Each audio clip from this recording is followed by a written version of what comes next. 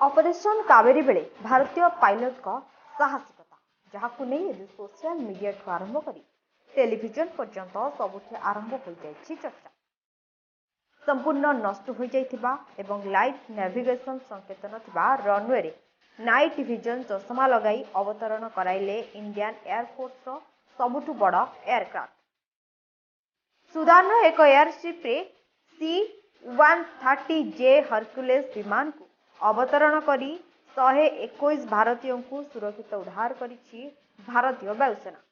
देश में युद्ध पई एही एयरस्ट्रिप संपूर्ण अंधार रहिबा सह रनवेटी संपूर्ण नष्ट मध्य हो जाइछि। एपरिकी राति रे विमान अवतरण पई लगा जाइथिबा लाइट नेविगेशन संकेत मध्य संपूर्ण नष्ट हो जाइछि। एपरि स्थिति रे एक नाइट विजन ग्लास व्यवहार करी हरक्युलेस विमान को अवतरण कराइथिले वायुसेनार पायलट। बिल्कुल अंधार थिला रनवे। घन अंधकार हेतु पायलट माने नाइट विजन ग्लास साहाय्य विमान को अवतरण करथिले।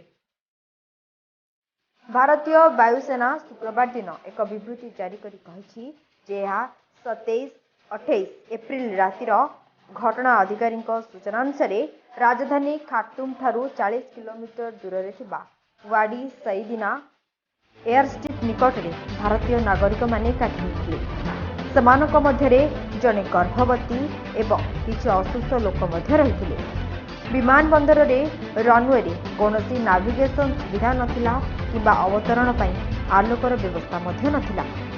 एपरिकी विमान को इंधन देबा पई मध्य कोनोसी व्यवस्था नथिला। यह सत्वे वायुसेना पायलट माने एही एयरस्ट्रिप रे अवतरण करिबारे सफल होइथिले। Bureau report title.